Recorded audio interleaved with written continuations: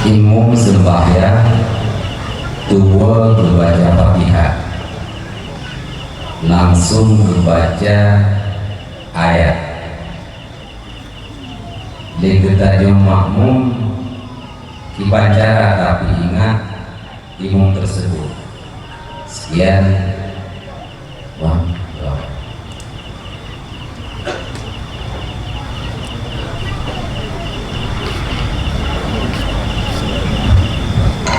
Terima kasih.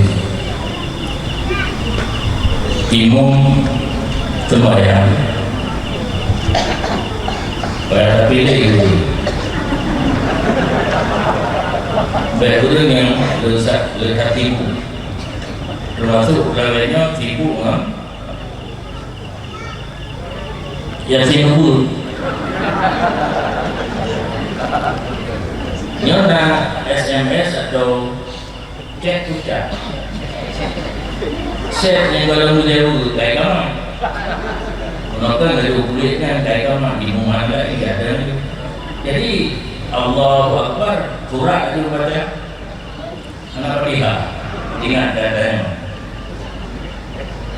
Dan kita fikir kada mungkin ke imam lupa. Apa saja yang lupa imam cara peringati makmum agam subhanallah. Maunya makmum inang ditepuk darah, tapi beka dengan ke jarawi ada ke, jarawan ada ke.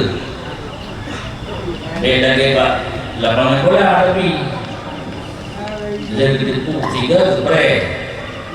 Menyaimum orang mengerti urung surah dikekan karena kaido bola nona kuku yang nabe bikin kembali kepada yang benar.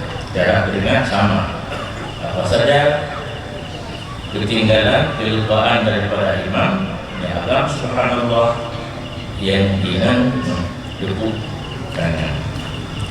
Tapi betulah itu nak kejadian lebih rekaman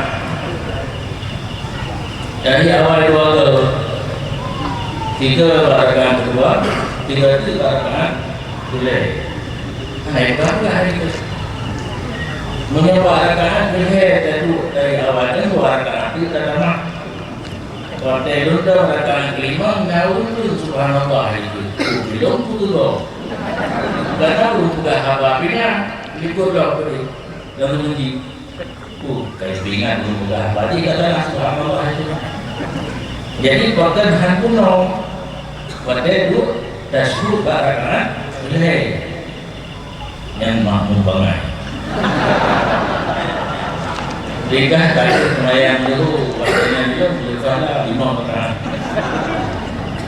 Dan pikiran sebenarnya hadir dalam ilmu karena tujuan jangan semua gede beli dia. Ingat belum fikir surahnya kita cara surah kita ambil. Bu mundur barang dia.